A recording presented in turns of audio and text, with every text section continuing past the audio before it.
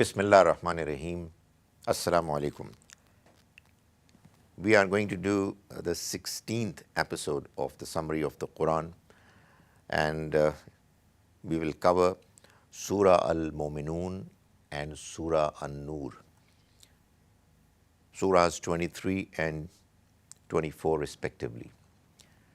Surah Al-Mu'minun is a Meccan surah and Surah An-Nur is a Madinan surah. These are the last two surahs of the third group of surahs. We already covered Surah Al-Hajj, which is the partner surah of Surah Al-Mu'minun. And we talked about the fact that Surah Hajj and Surah Al-Mu'minun, like most other surahs of this group, are covering the theme of inzar, warning handed out to the disbelievers, and basharat, the good news given to the believers of success round the corner. In Surah Hajj, the warning was given to the people of Quraysh with regard to their status as custodians of the house of God. In Surah Mu'minun, we'll see that the Almighty is mentioning that there is success waiting for the believers. So we start with the first 11 verses. A'udhu billahi minash shaitanir rajim. Bismillahir rahmanir rahim. Qad aflahal mu'minun. The believers have the good news. Give them the good news of inheritance of the paradise. That's where the surah begins from. So it's a surah of good news right from the beginning. And goes on to say, these are the ones, allazina hum fi salatihim khashi'un. Good news for them as a reward for being humbly submissive in their prayers, for staying away from involvement in frivolous matters, for paying zakat regularly, for guarding their private parts from indulging in what is prohibited, for fulfilling their promises and trusts, and for carefully maintaining their prayers. These are the good people, the believers, who are going to get the good news of the paradise, and they have already gotten the news, and they will get the result very soon. We move on to verses 33 to 38 of this surah, and what we find is a very interesting mention, which we do find elsewhere in the Quran too. The Almighty at times talks about the narrative of the disbelievers, the way they would forcefully put across their point of view. Every ideology, every narrative has some followers, and people who have a misleading narrative, they take pains to present their point of view so forcefully to their followers that they are not able to look at anything different, look at the alternatives.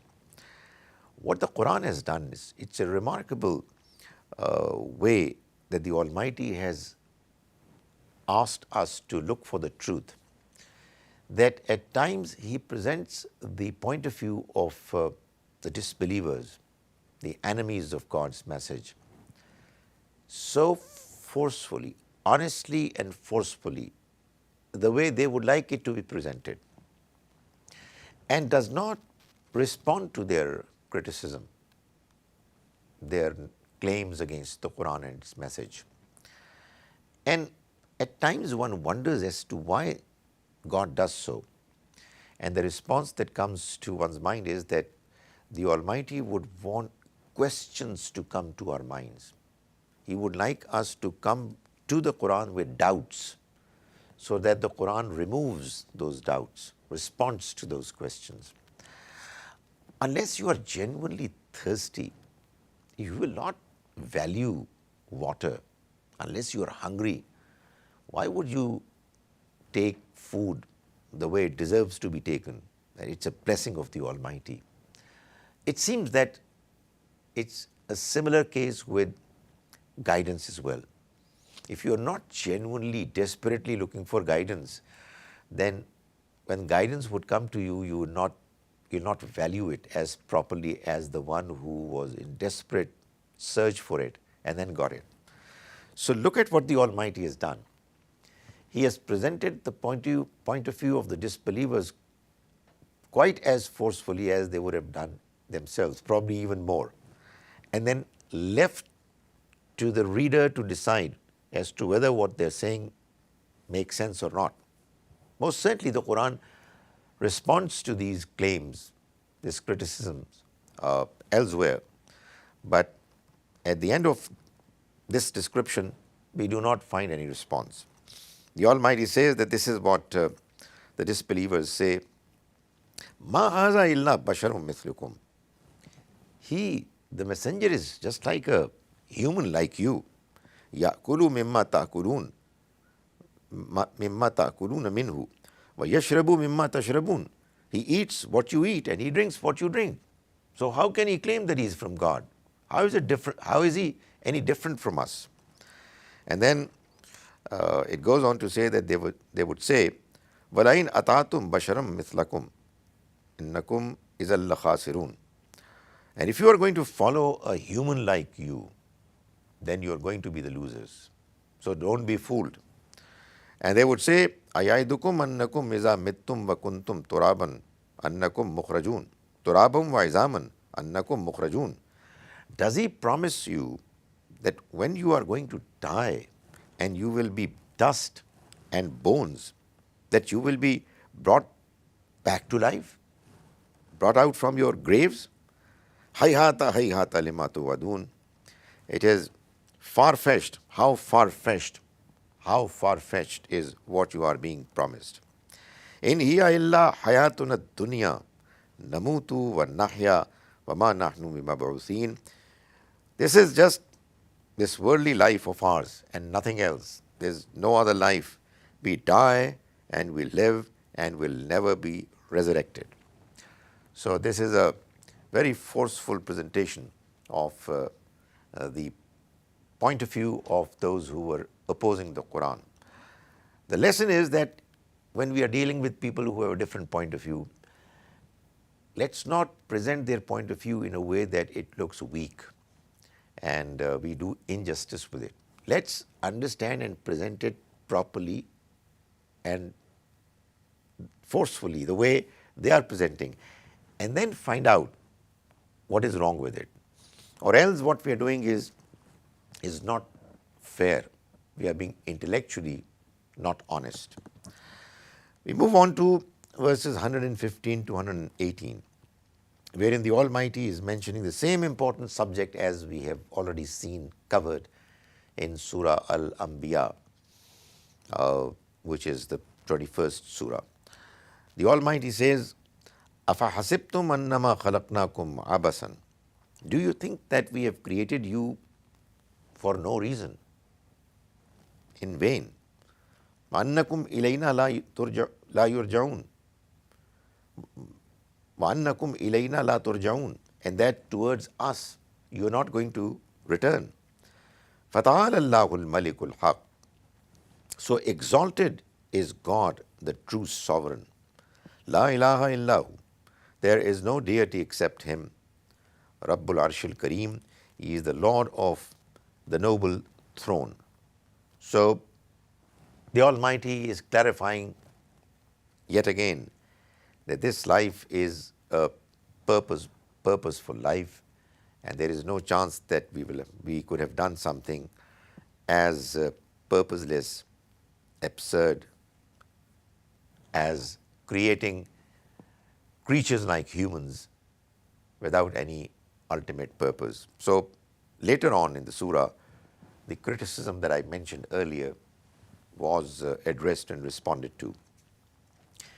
Then we move on to Surah An-Nur, which is the only one Madanan surah of the third group of surahs. After 14 surahs, we come to this last Madanan surah.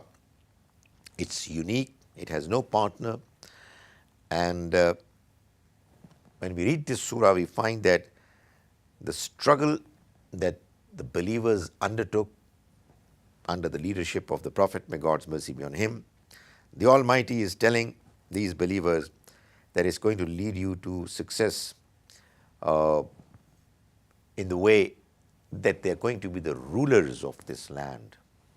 And for that purpose, they need to be purified. So this is one of the two subjects of the Madanan surahs, purification and cleansing, moral and spiritual excellence.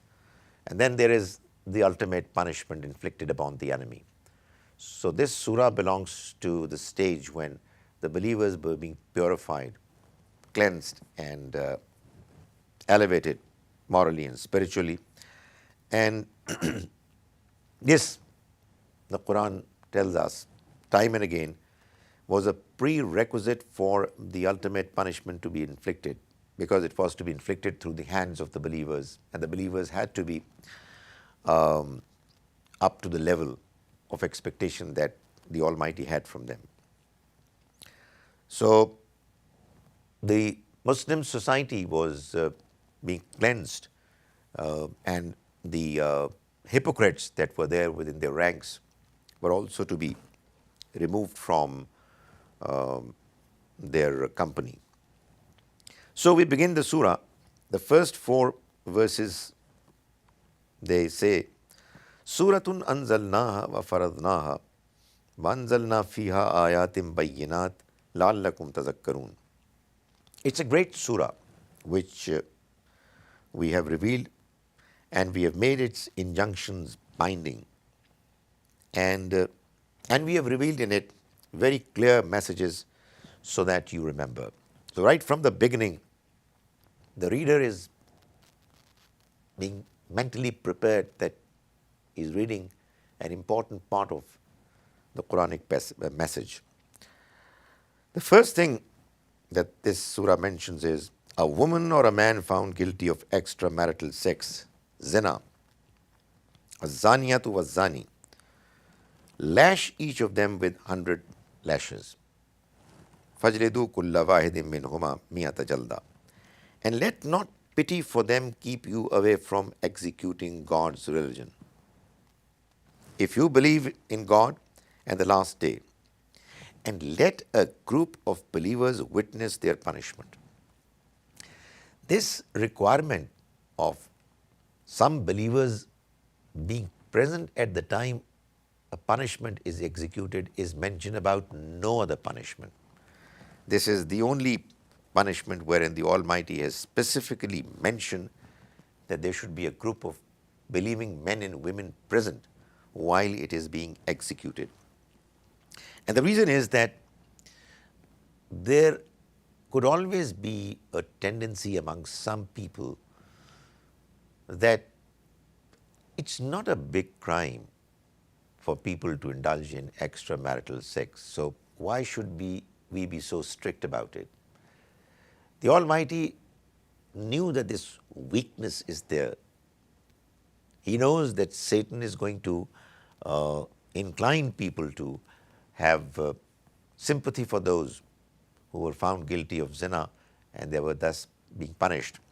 So in order to remove this incorrect understanding, inclination, the Almighty made it imperative that if you want to have a society which is clean, you must know most clearly that extramarital sex is out of the question, and whoever is doing it is filthy, and he or she cannot be a part of the society. In fact, what you find very noticeable is that there is the mention of Zania, the lady who is involved in it first, and then the Zani, because it's not possible that this crime be committed without the consent of the lady. If her consent is not there, then it would be a rape and not the simple act of zina, fornication or adultery. We move on to verses 11 and 12, wherein God is mentioning regarding his guidance, his message regarding a slanderous charge, ifk, that was made against a wife of the Prophet. The Almighty doesn't mention who she was, but does mention very clearly that there was something very serious that happened in the society of Medina. There were hypocrites who tried to create a mountain out of nothing, and some otherwise well-meaning believers, companions, also got involved in the flow of this slanderous charge that people were talking of very casually. The Almighty says, Inna allazina ja'u bil ifk. Indeed, those who came with the slanderous charge, usbatum minkum, they are a group amongst you. La tahsabuhu sharran lakum. Don't consider it bad for you. Bal huwa khairul lakum. Instead, it was good for you.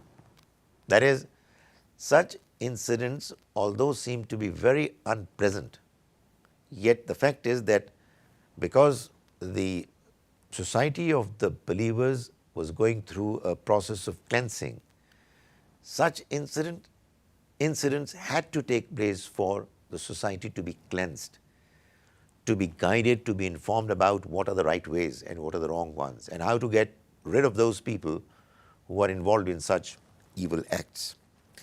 لِكُلِّ امْرِئٍ مِّنْهُمْ مَكْتَسَبَ مِنَ الْإِثْمِ. For each person who committed sin among them, there would be a burden in his record. وَالَّذِي تَوَلَّى كِبْرَهُ مِنْهُمْ لَهُ عَذَابٌ عَظِيمٌ. And the one who initiated and masterminded the plot, and as a consequence took the greater portion of it, that is, the chief leader of the hypocrites, Abdullah ibn Ubay, for him is a terrible punishment. Then the Almighty says in verses 16 to 18, commenting on the way believers behaved in this scenario, وَلَوْلَا إِذْ سَمِعْتُمُوهُ قُلْتُمْ مَا يَكُونُ لَنَا أَن نَتَكَلَّمَ بِهَذَا. And why did you not say, when you heard it, it is not for us to talk about this? Why did you respond that way?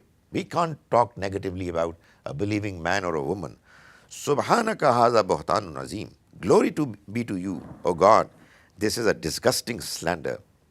Ya'izukumullahu an ta'udu. God is warning you never to repeat it. Limithlihi, like anything like that, abada, ever, in kuntum mu'minin, if you are truly believers. So, the respect, honor of every believing man and woman is something which all Muslims must make sure that they have to maintain. Unless a person is found guilty, is convicted, and the charge is proved, nobody has a right to talk nonsense and hurl allegations against others. If that happens, the person who is hurling allegations on others is the one who is guilty, not those who are being accused. Verse 19 says, following on the same theme, إِنَّ الَّذِينَ يُحِبُّونَ أَن تَشِيَ الْفَاحِشَةَ. Those who like to spread obscenity, فِي الَّذِينَ آمَنُوا, among believers, لَهُمْ عَذَابٌ أَلِيمٌ. For them is a grievous punishment, فِي الدُّنْيَا وَالْآخِرَةِ, both in this world and the next one. So, whether it's obscenity through the word of mouth or through some other way, if it is attempted to be deliberately spread amongst believers, then such people are going to get a punishment in this life as well before the next life. We move on to verse 22. And the Almighty says, and let not the resourceful and affluent among you swear against giving support to the near relatives, the needy, and the migrants in the cause of God, learning that they got involved in slandering. So there were some well-off, affluent people who were in their routine helping out their poor relatives. But these well-off people came to learn about the fact that some of the people that they were helping were the ones who got involved in this slanderous campaign. And they decided that no way that we are going to help them anymore. And the Almighty said, no, don't do that. That's not how you should respond. Instead, they should overlook what they did and forgive them. Wouldn't you like God to forgive you? Indeed, God is forgiving, merciful. In other words, the Almighty is telling us that if you would want to be forgiven by God on the day of judgment, then you must forgive people that you are dealing with in this life. You forgive and have mercy on people in this life, and God will forgive you and have mercy on you in the next life. That's what the principle is. So, okay, what they did was wrong. They shouldn't have gotten involved in the slanderous campaign, but carry on with your good task of helping them out. Then we move on to verse 26, wherein the Almighty is telling us that the arrangement that we have in this worldly life, wherein there are couples, husbands and wives, we find that there are good husbands accompanying wives who are good and pious. There are husbands who are evil, and their wives are also evil. But there are occasions, there are situations, cases, wherein the husband is good, pious, but the wives are evil. Or the wives are pious and husbands are evil. That's how it is in this life, because this life is a trial. I mean, this life is not ideal. However, in the next life, it's going to be changed. And the Almighty is going to decide about all men and women on the basis of the merit of their performance as to whether they would belong to the paradise or to the hell. And those who will end up in the paradise for the good deeds that they did, they will have good partners. And those who will be punished in the next life, in the hell, they will have bad, evil, filthy partners. So the Quran says, Al-khabithatu lil-khabithina wal-khabithuna lil-khabithat. Impure women shall partner with impure men, and impure men shall have impure women as their partners. وَالطَّيِّبَاتُ لِلطَّيِّبِينَ وَالطَّيِّبُونَ لِلطَّيِّبَاتِ. And pure women are going to partner with pure men, and pure men will have pure women as their partners. The partnership in this life, which was not really compatible, where the two individuals were living together even though one was evil and the other was good, that's going to finish, and they are going to disassociate themselves from each other. Unfortunately, this verse somehow has been incorrectly understood by some people to mean that this is what's happening in this life. No, it's not happening in this life.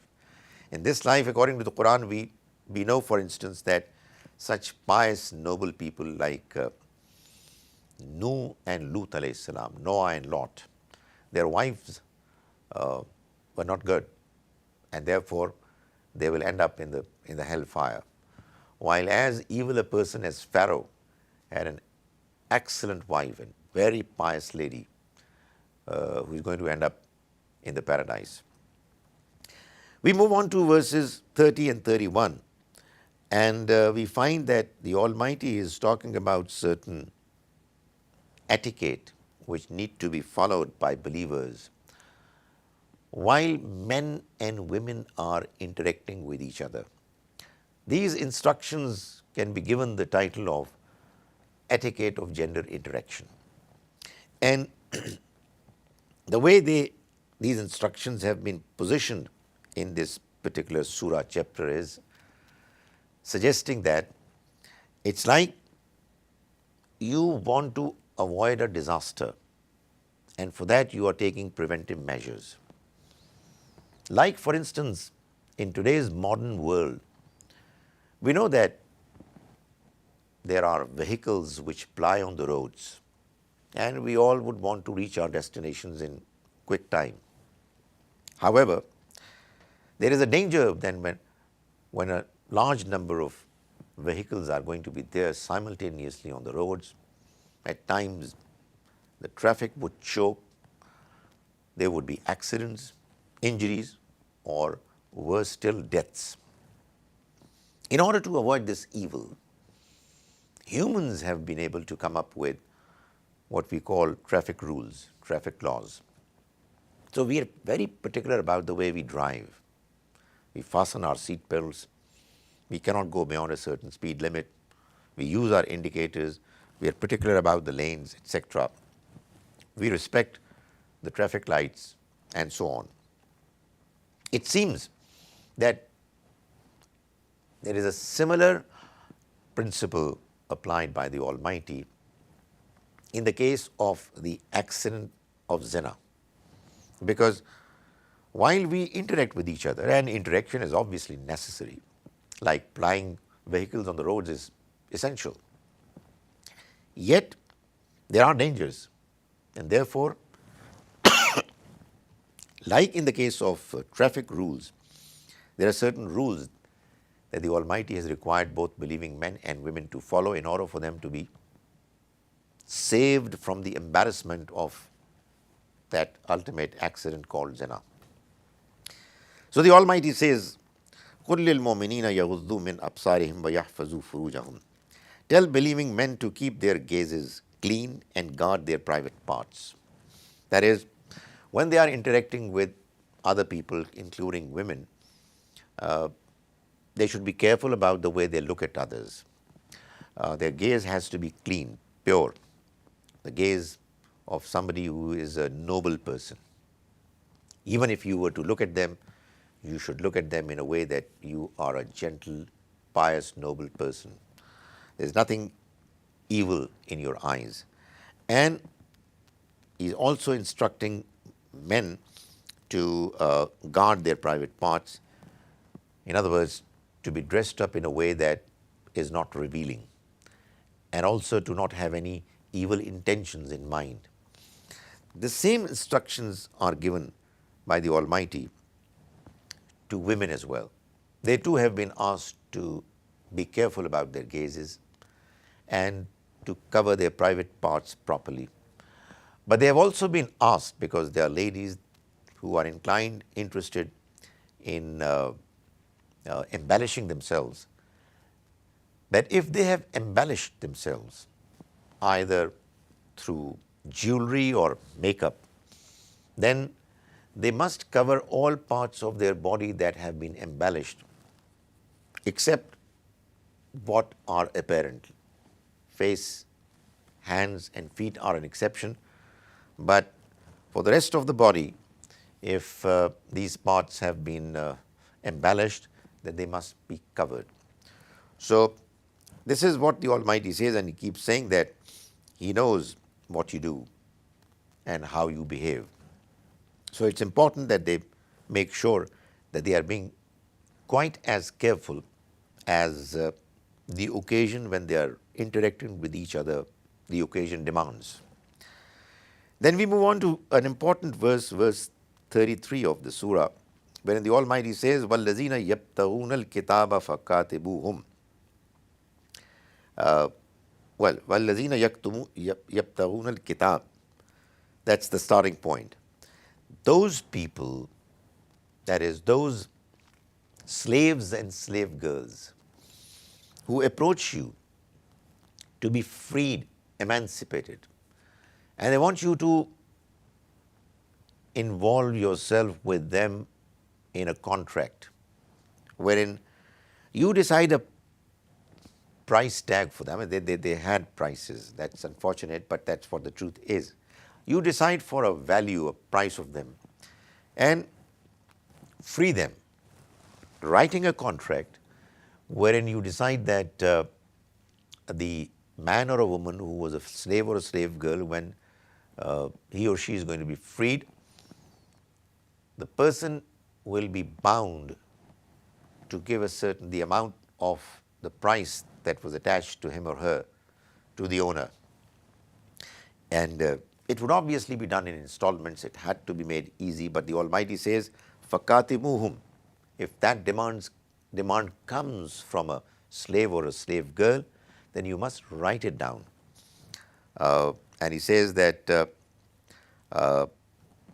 believers, the rest of the community, must contribute in freeing slaves and slave girls by helping them out in returning the amount or giving the amount to the owner. So the Almighty says, "Va'atuhum mimma lillahi allazi atakum," and you give to them the wealth that the Almighty has given to you, so that they are freed. So slavery was not a part of the system of Islam. When the Almighty revealed His message, there were slaves and slave girls. It was a problem that was there in the society. The Almighty helped in gradually enabling the society to get rid of it, or He guided the society to get rid of this problem, this curse, by going through certain steps. And the last of these steps was this particular verse, which declared that all slaves and slave girls have a right to get themselves freed by entering into a contract with their masters. The other step that made sure that slavery is going to be eliminated from the Muslim society was mentioned in verse 4 of Surah Muhammad, Surah number 47, wherein the Almighty says that after you've made prisoners of war, then وَإِمَّا مَنَّمْ بَعْدُ فَإِمَّا مَنَّمْ بَعْدُ وَإِمَّا فِدَانٍ. Don't make them slaves. Well, this is what I'm mentioning as an implied expression. But what the Quran says, فَإِمَّا مَنَّمْ بَعْدُ وَإِمَّا فِدَانٍ. Either you free them voluntarily by conferring on them your favor, or fidan, you get fidya, payment for freeing them, but don't keep them as slaves and slave girls. Thereafter we come to a very well-known verse of the Quran, verse 35, which says, Allahu nuru samawati wal ard. Belief in God is the light of the heavens and the earth. That is, when you believe in God, you come into the light of this entire existence.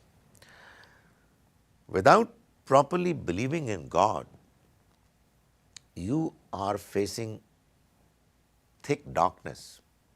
Nothing is clear. Who created us? Why did He create us? What is the purpose of life? Why are there so many difficulties, problems? Why do people die? What is going to happen after death? All these questions remain unanswered, and it's darkness, it's confusion. So when we believe in God properly, then we come to light. We find things getting clearer. The smog, the confusion is over. And it goes on to say, God guides towards His light whom He wills. He looks at the intentions, the eagerness of people, whether they want to know the truth or not, and He guides who want to be guided. And he goes on to say later, as for those who are bent upon ignoring this light, their apparently good deeds would be like mirage in a desert, that the thirsty imagines to be water, until when he gets there, he finds it to be nothing. Instead, he finds God there, who pays back what he deserves. He pays him back in full. And God is swift at settling accounts. Then we move on to the important verse 55, which is giving the good news to the believers that quite apart from the success of the next life, you believers, those amongst you who will survive, will very soon see for yourself that you will be given the reins of rule. You will have the control of this land as a reward for the good deeds that you've performed after the punishment will have been implemented against the disbelievers. It's mentioned in Surah, in verse 55, God says, God has promised those who believe and practice righteousness among you, that is, among the companions of the Prophet, that He will certainly make them empower the land as He did for those who were before them, and He will for sure establish their religion for them. And He will certainly instill peace following their fear.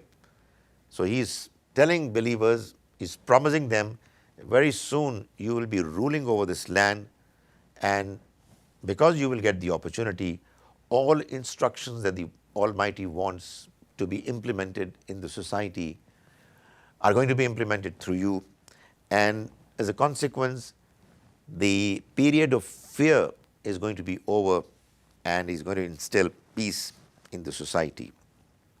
They will continue to worship me without ascribing partners with me.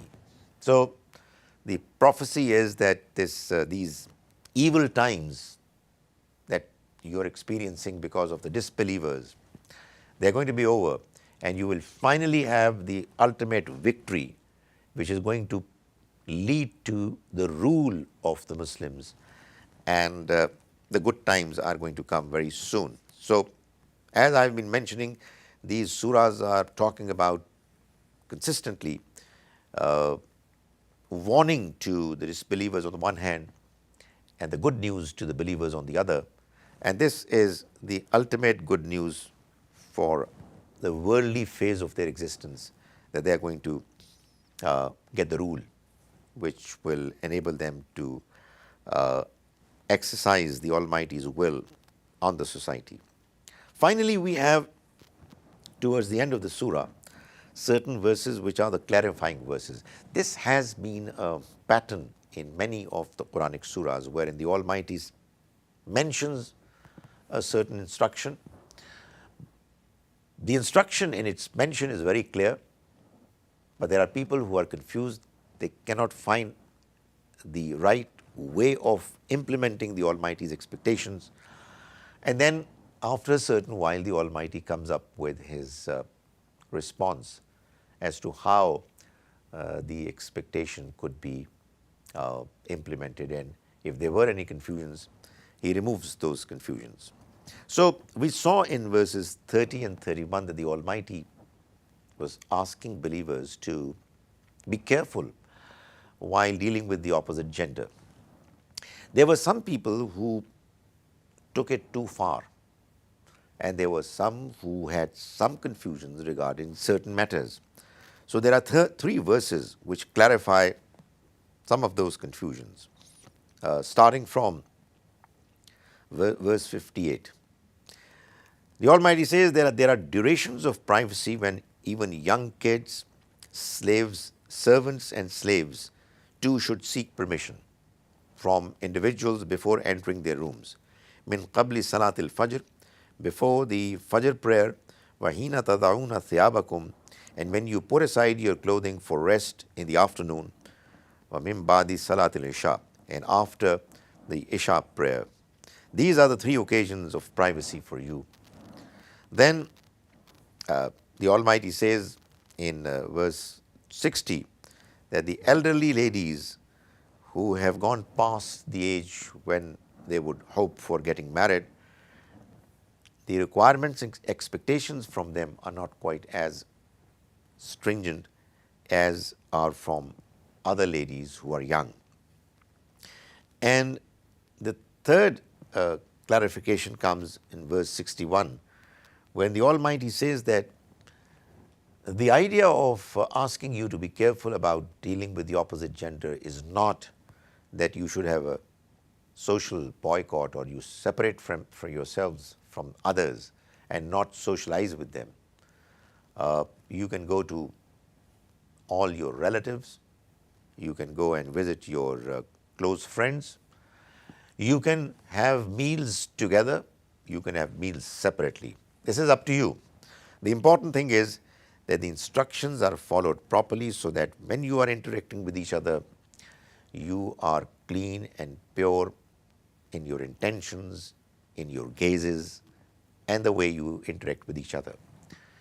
May the Almighty enable us to understand His message properly, and may He enable us to follow it to the best of our abilities.